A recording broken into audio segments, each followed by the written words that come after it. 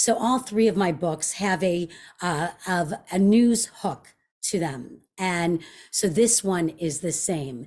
In 2013, there was a major art story that broke called the Munich Art Hoard. And basically, in a rundown, dilapidated apartment in Munich, it was discovered 1,500 masterpieces worth $1.5 billion in this old man's apartment. And he was a recluse. He never left the apartment. And it turns out, very much like how I have in the beginning of the book, he had masterpieces, Picasso, Chagall, Matisse, layered like lasagna in his stove, stuffed in his cabinets. And it turns out that he was the son of Hitler's personal art thief, Hildebrand Gerlit, who was responsible for wheeling and dealing so-called degenerate art. This story took the art world by storm. And there's a lot of layers that happen. But I thought to myself, what if my unscrupulous art dealer character that I was developing in this book could rob the robber, rob this treasure trove? Is it a crime to rob the robber? So with those two things happening, this young journalist going after the story, trying to find this lost masterpiece called Woman on Fire. And then you would have this background, this Holocaust background that would begin to unfold. And that's how the story began. Is the rabbi still there? I think we may. All right, I will pick up. So while I get everything up, can you tell me why so I was doing a little bit of research on Ernst Engel and Woman on Fire.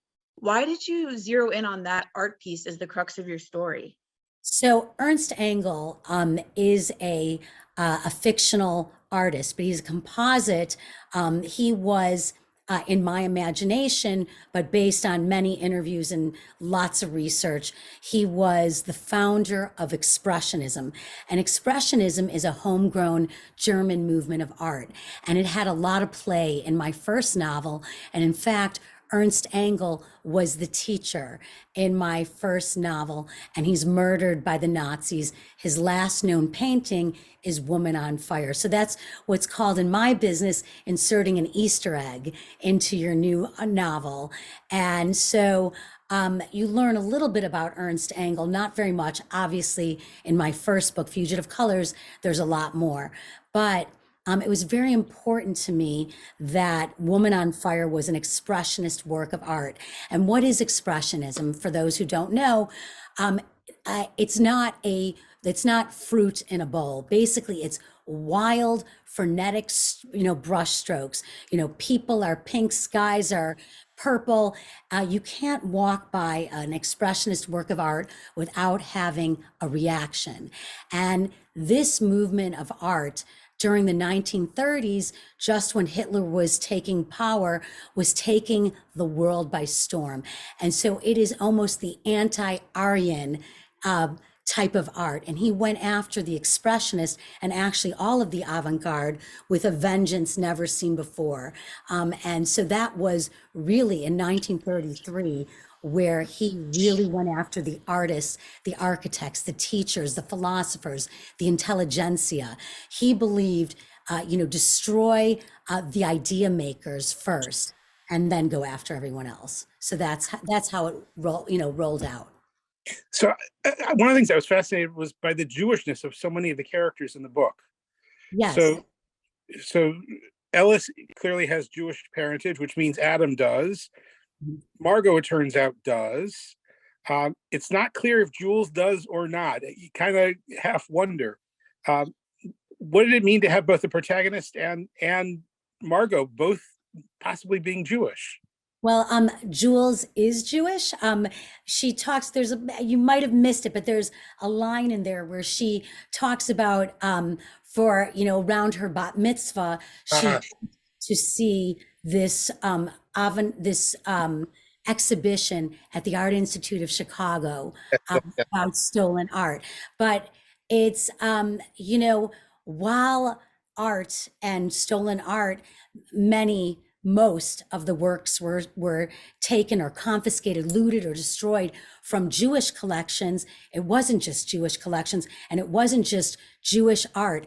It was avant-garde as a whole. So literally, the Nazis, they call it like the greatest art rape of all. You know, they started in Germany and like wildfire tore through all of Europe, stealing the most prized art that they labeled degenerate art that they took for themselves. But not only did they take it for themselves, they destroyed many pieces that were not deemed valuable, but those artworks that were deemed valuable, they sold it in through anonymous auctions with the help of Switzerland. These auctions were in Switzerland, and you had, and this is what the problem is happening right now, you had major curators from every prominent museum go in and buy up this art anonymously. That's why you're seeing where the Louvre suddenly discovers, that they have 14 major works of art that have been hanging on their walls, not to their knowledge for the last 50, 60 years. That's why in news just this week, you may have read it, in New York at the Guggenheim Museum,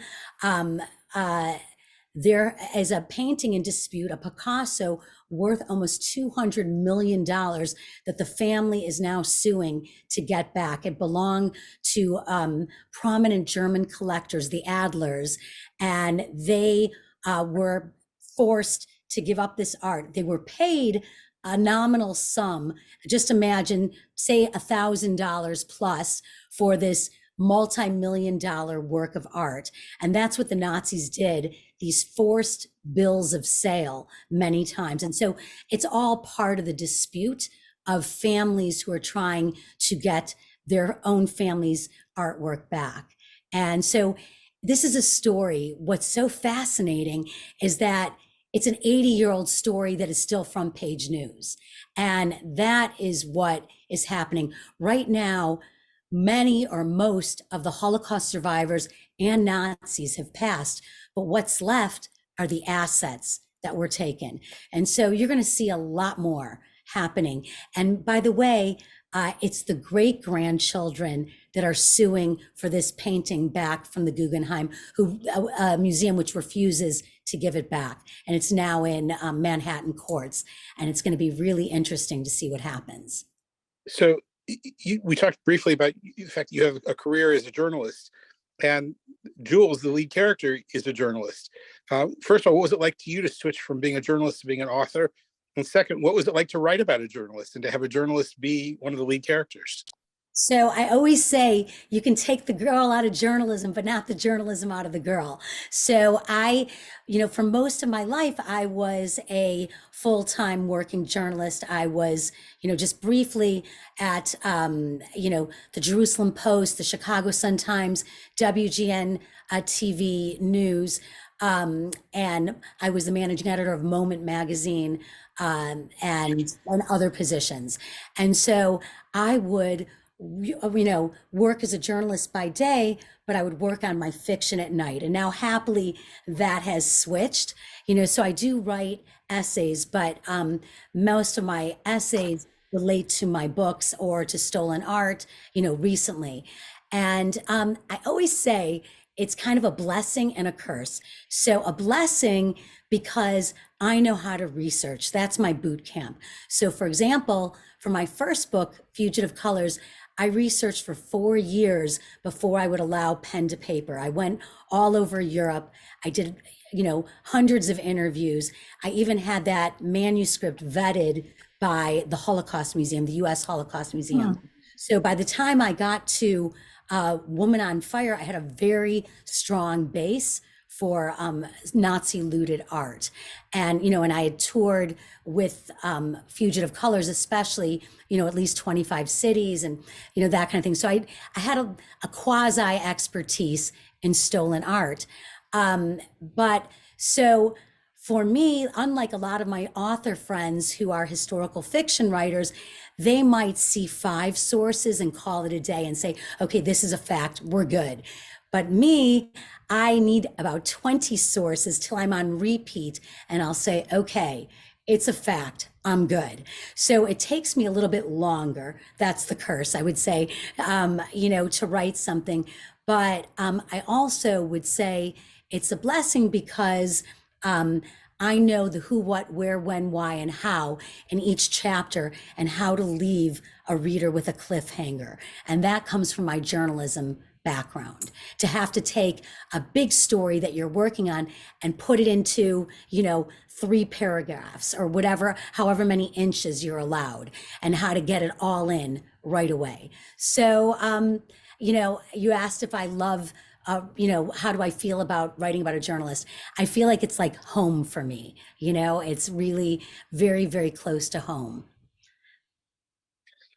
So who, who's the stronger of the 2 women characters you've got? We've got Margot, who shows brute strength at times. We've got Jules, who shows unbelievable head strength at times and heart strength. Who's the strong one? So I would have to say it's a good match. It's a good, woman versus woman showdown. So I think Margot would appear to be the stronger one because she's ruthless and she's seasoned and she's cunning. And Jules is sort of innocent and going after the story no matter what, and I think her so-called inexperience causes Margot to underestimate her. So that becomes her secret weapon.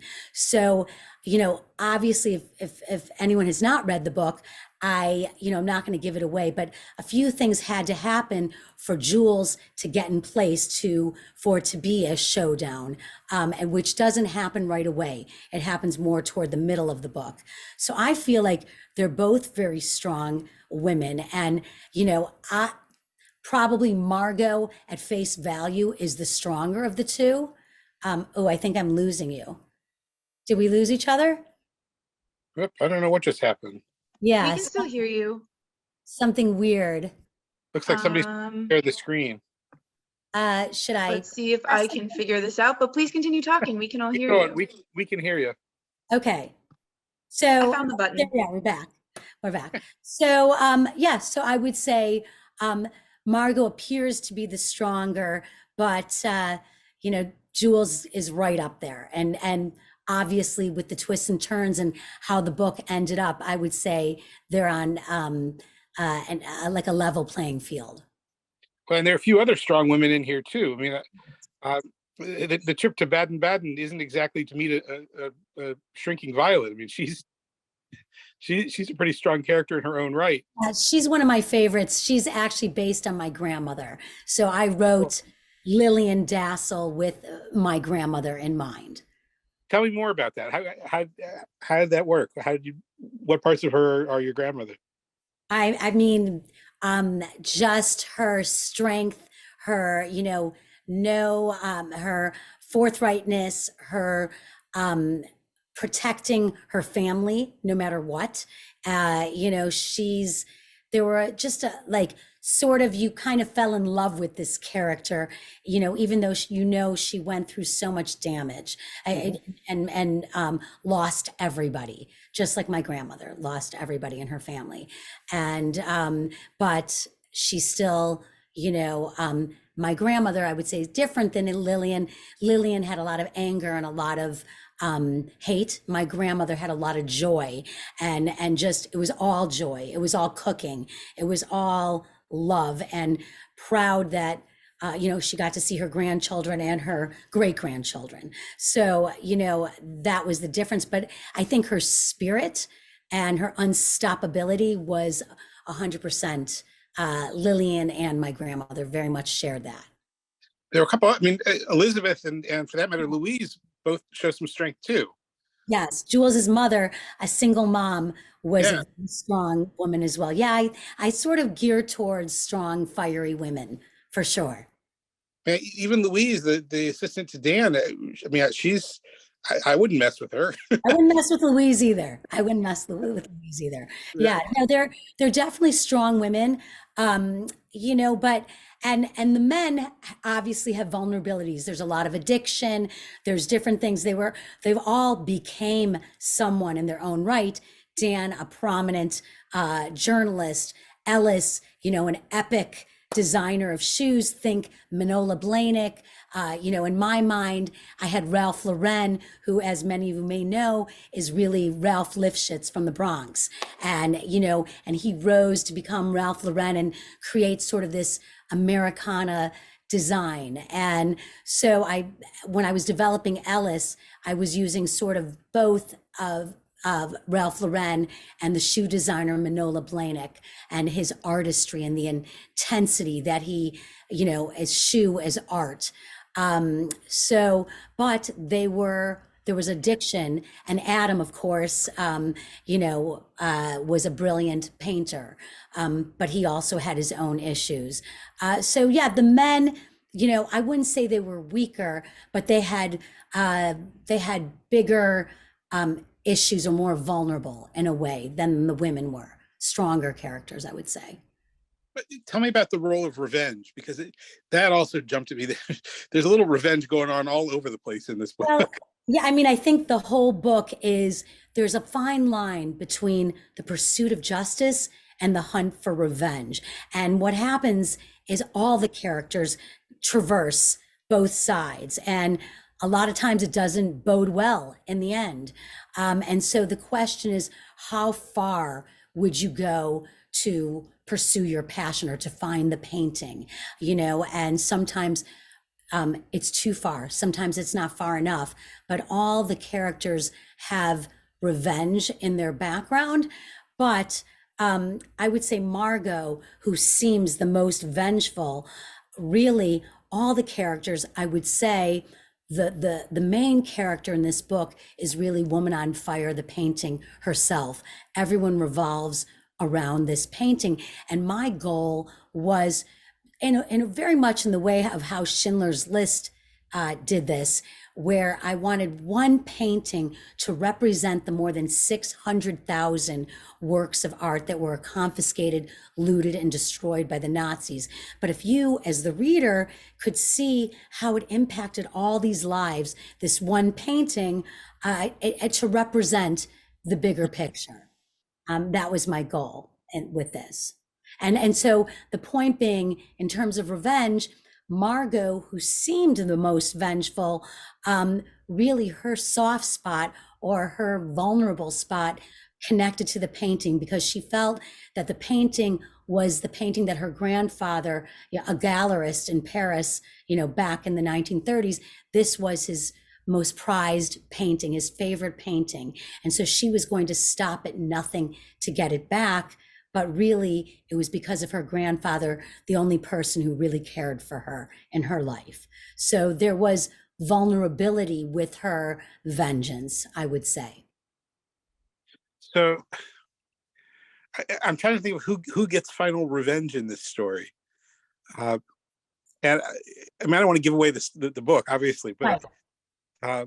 But I could argue 2 or 3 different directions, actually, which makes it really interesting. Yeah, I would agree. It goes different directions, but in the end, the painting lands where it needs to land, in my mind, as the writer. So maybe it's the painting that gets final revenge.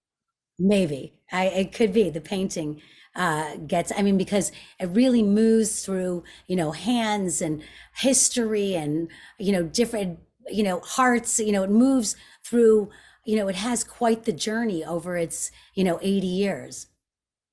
Yeah. So how does this, I mean, so where do you go from here? You've now done 2 books that deal with stolen art and sort of the same genre. What's the next one? Are you going to write another one? Or are you? So the next one is, you know, as a writer, there's no rest for the weary. I've been on, you know, book tour since March. And it's, you know, I've had a lot of events, probably over 100 events. and it's been very, very busy and traveling a lot. But at the same time, you have to work on your next book, because, you know, when I wrote this book, I turned it in, and it's a year that it goes through the editing process. So while that's happening, you're already into the next book. So every time I try to break away from World War II or writing about the Holocaust, I'm sort of pulled back in. So this new book is called The Goddess of Warsaw, and it's about a Hollywood femme fatale, think old Hollywood, who has a very dark secret past during the Warsaw Ghetto uprising, and it's now coming to haunt her. So there's sort of three time periods, like during the Warsaw Ghetto uprising, during old Hollywood, the 1950s, and now. And so there's a lot happening. And so I just finished this past week the first really strong draft of the book, and it's due in a few months. And so when is Woman on Fire going to be in our local theaters? So that was a fun story. I could talk about it a little bit, but it's still in the process. Uh, it's, you know, the screenplay's been written, and now it's Sharon Stone's show to put together. She's got to get the studio, the director, the actors. It's her wheelhouse, and I'm serving as more or less a consultant on this. And so the story behind it, so before a book becomes a book, it's called an advanced reader's copy, an ARC. And it's sent out to all the media to garner pre-book publicity buzz for your book. So I had a copy of the ARC in my hands, and a few things happened, and I thought to myself, you know what? I'm going to send it to one celebrity, probably the original Woman on Fire, Sharon Stone, you know, back in my day, and we'll see what happens. So I sent the book out. I through some sleuthing, I found her business manager, and I just sent it out. And I thought, you know what? It's going to be trashed, you know, but I did it. And so about 3 weeks later, I was, you know, sitting on the couch with my husband and watching Netflix like everybody else. And all of a sudden, I get, you know, a text, and it said, "Hi, it's Sharon Stone. I'm in Dubai, and I'm reading your book and loving it. Has anyone optioned this?" And so I was, you know, obviously I like literally, you know, plotzed. I was like, oh my God.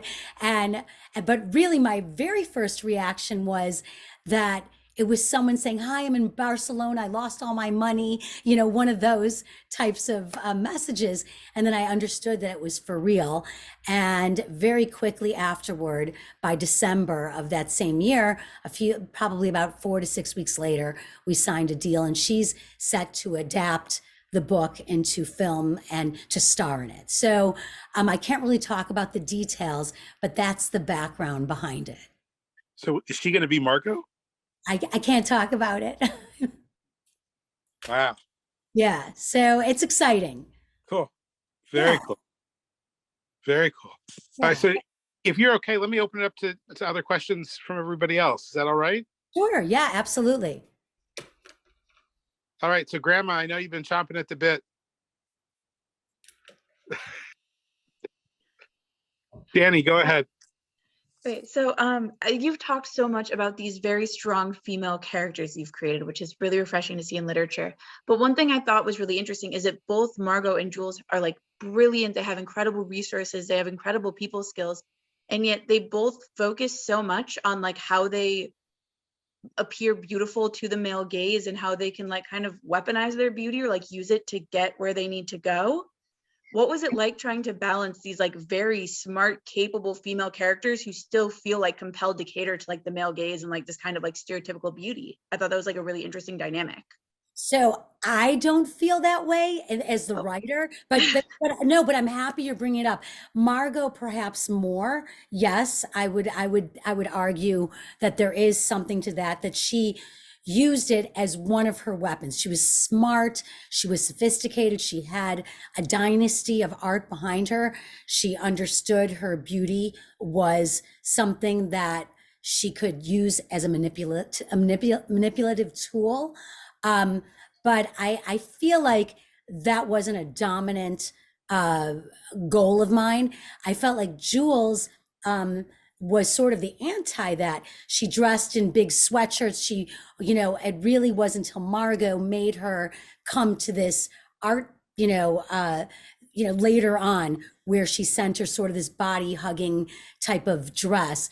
But really, she was in her glasses, her beautiful hair up in a, in a scrunchie and a bun, kind of a Meghan Markle bun type of thing. And really, she wanted to be taken seriously. She also had, at the very beginning, a very difficult, traumatic experience with an older journalist.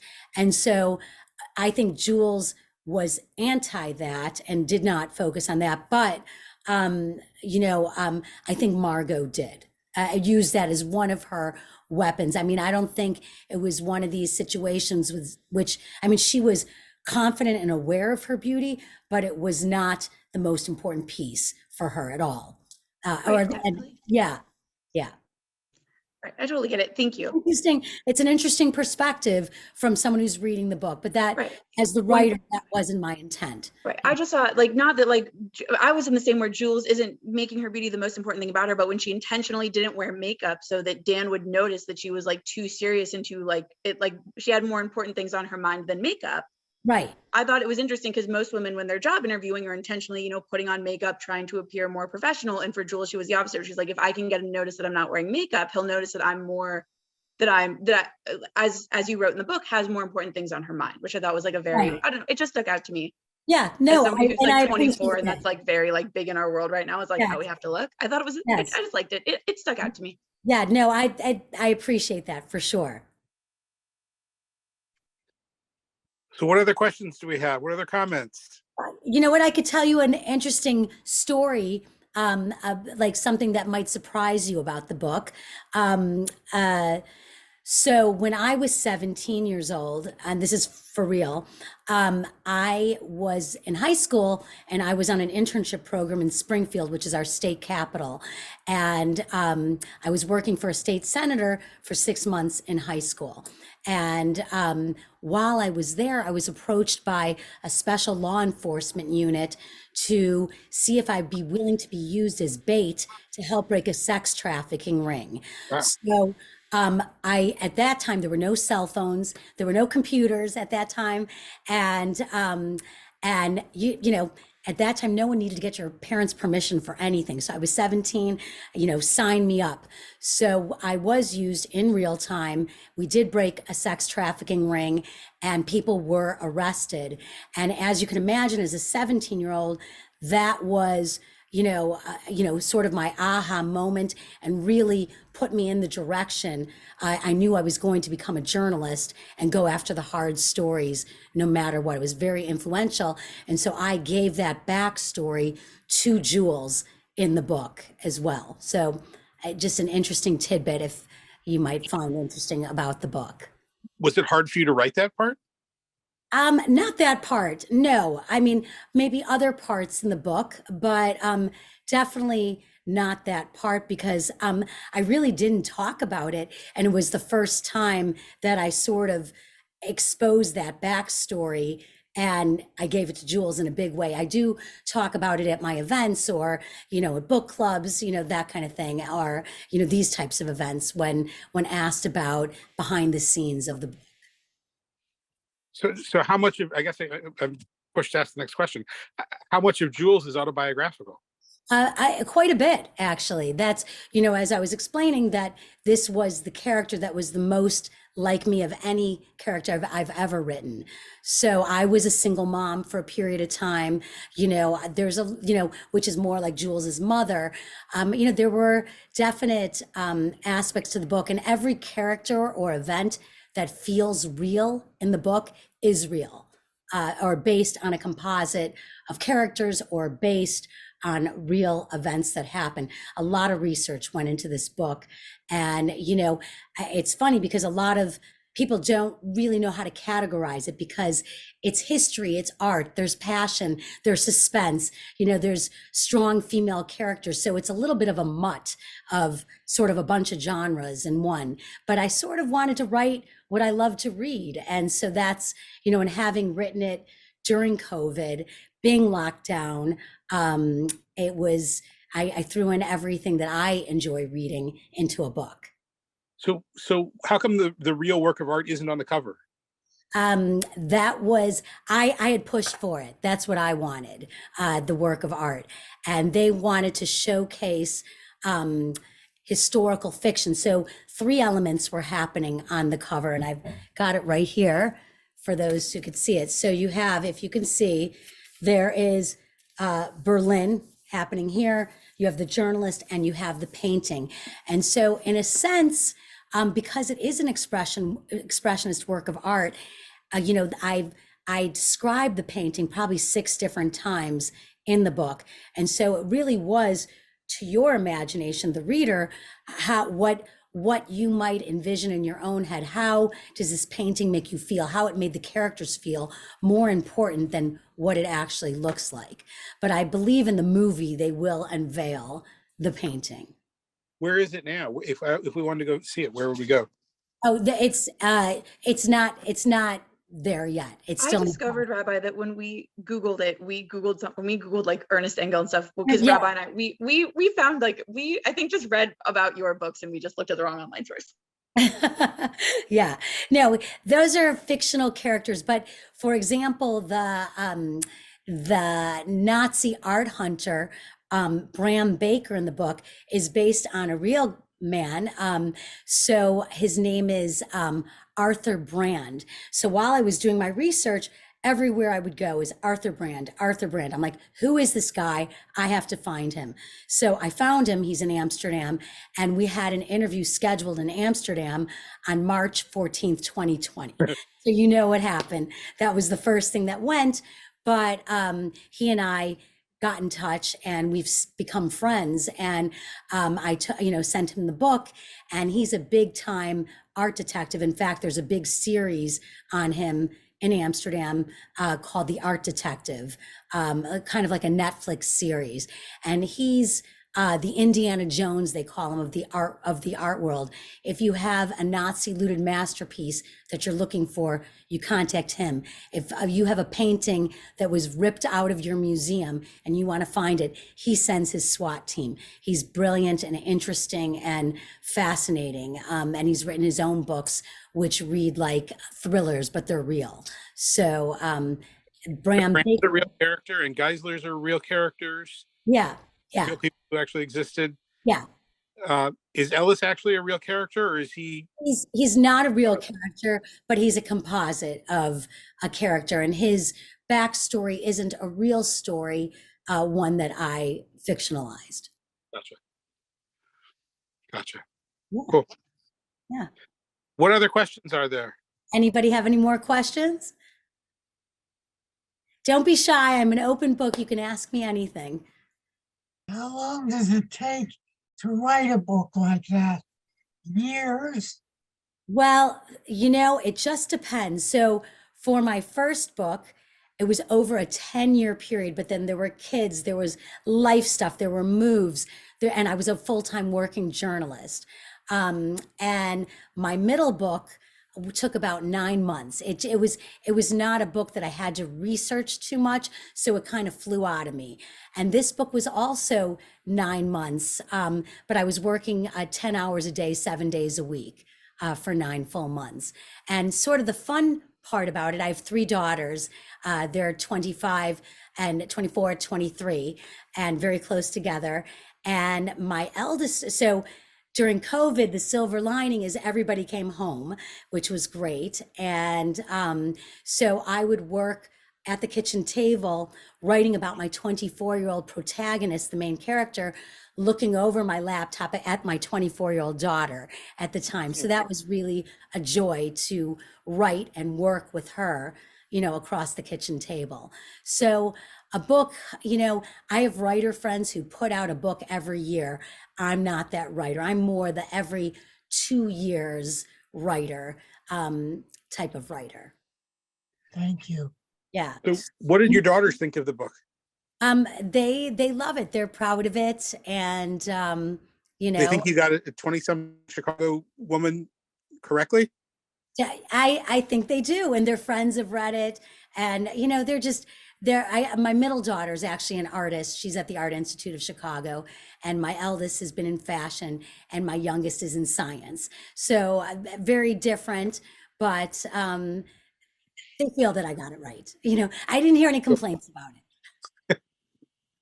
Nice. Was your daughter in fashion? You're a consultant for when you talk about the labels and the brands that all the characters are wearing? Well, there's a funny story. So there's a fact in the book that Hugo Boss, he was the one who designed the uniforms for the Nazis. So a lot of people are surprised by this. He was a rabid anti-Semite, and not just an anti-Semite and a designer. He was right up there with the Nazi elite.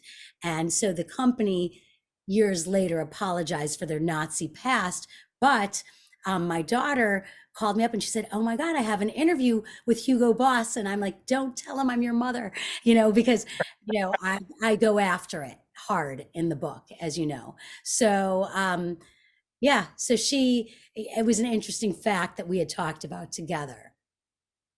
So would you wear something from Hugo Boss? Would I? Yeah. Probably not. And I wouldn't drive a Mercedes either. There's certain things I won't do, for sure. Yeah, I can understand that. Yeah. But anyway, yeah, so that is how the book came to be. And yeah, do you have any more questions about it, Danny? Or I could keep going, but I want to give other people, but okay. I was wondering if you could talk, I have a bunch of questions, I keep going all night, a little bit about your writing process, or like how you especially like for this, where it's partially drawing from your own experiences. So it's less just like sitting down and like cranking out a fictional book, and just like how you get like your actual writing done in 9 months with all of this background in history and knowledge. And so I'll start there. What is your writing process for this book, or how did that all pan out? So for all my books, I'm sort of a hybrid. Writers are sort of divided between plotters and pantsers, those who plot everything and sit down to write, and they have a very intensive outline, and the outline kind of writes the book.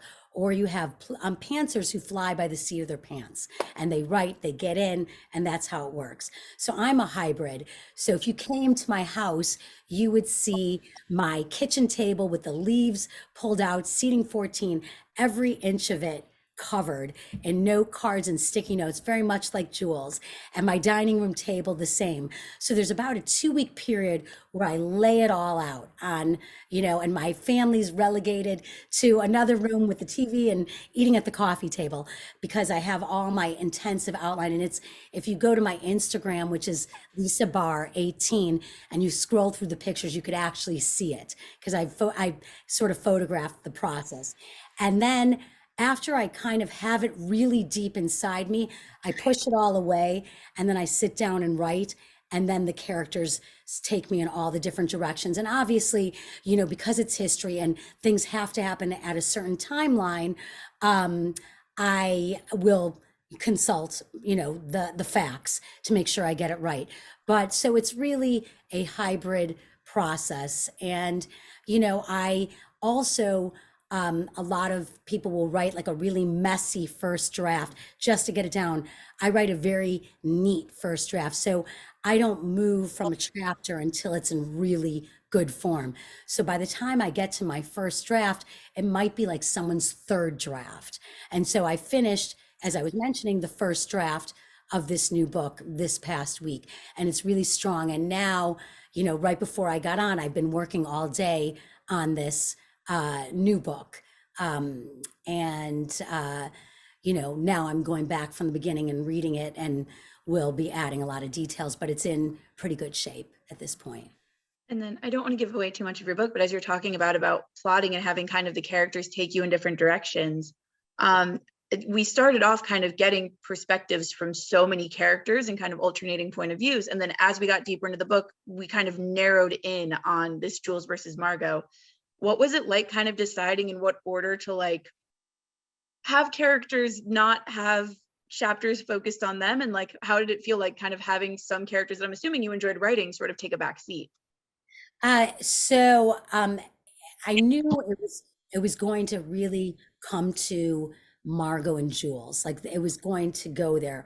But I felt, you know, Ellis needed to be in there for a period of time, and some things happened. Dan needed to be in there for a period of time. So it really came down to those two. It was almost a natural progression where that's how it ended. A couple things were moved around, but I really, you know, through instinct, I could feel where it was going to go and who was going to lop off at a certain point. So, yeah. Anybody else want to ask questions before I ask about guerrilla warfare? So so let me ask a little about the Holocaust stuff in your own family. Your mom and dad are survivors, or your grandparents? My father is, and my grandparents, not on my mother's side, on my dad's side. Everyone. How did your father react to you being a writer about this? Was he okay with it? Was it difficult for him? How did this register? No, I think he's, you know, in my family, the stories weren't a secret. We talked about things. And so, you know, I grew up in suburbia, and, you know, my dad had an accent. So you know, when he rose to become a prominent ophthalmologist, you know, came with nothing, was 13 when he got here. And so, you know, I had this past that I knew about, a history that I knew about as a young girl. So I knew, you know, and I was always involved in Jewish activism, or, you know, I worked as an intern at APAC for a summer and on Capitol Hill, and did a lot of, you know, Jewish organization, you know, was a part of a lot of things. So it wasn't a big surprise that this was the way that I was going to go and write. And I was extraordinarily close to my grandmother. I would say I was closer to her than to anyone else in my family. And I knew that my first book was going to go deep. And I think, you know, and especially now in a time of surging anti-Semitism, I really am very happy that I have this book right now. And especially when I go and meet with large, you know, non-Jewish groups of people, you know, it's the discussion is very interesting, and I like when I leave, because I know what their takeaway is, and it's a good feeling to be able to discuss this, especially now, and to be on tour and to go to lots of different cities and talk about this, especially now. And so I know my grandmother would be very proud that I'm standing up. And I use my platform on Instagram and other places to stand up to anti-Semitism. So very important to me. You know, my middle book deviated from this because I needed a break, and needed to write something else. And probably the book after this book will not be a Holocaust book. It'll be something else as well. But art sort of is the thread that goes through all my works, I would say. Can you imagine revisiting some of these characters? Maybe Jules, taking her into something, you know, totally else, and bring her into a new story, as something to solve and get to the bottom of. I would imagine she would be the one. You know, after Fugitive Colors, which, you know, won a lot of awards and different things, I was very much pressured to write a sequel, but I wasn't ready yet. And so in a weird way, Woman on Fire is sort of, you know, given that it's the painting from the last, from the artist's last painting, I feel like that did have a really strong thread. And in a way, it's my sequel to my first book. If anyone, you know, reads the first one, they would see that. Cool. So, well, thank you everybody for having me tonight. I really appreciate it. And, you know, I would love if you, you know, follow me and you could see the process of the next book. That would be great. Well, thank you for joining us, and thank you for writing such a wonderful book and a challenging book. It was a pleasure to read, and it provoked all sorts of good conversation and question, at least for me, and I suspect it will for others too. So thank you. Thank you so much, and thank you so for much. organizing everything, Danny. I really appreciate it. I'm so glad we were here and I got to ask you all of my questions. Thank you so much for coming to speak to us. Okay, have a good night, everybody. Have You a good too. night.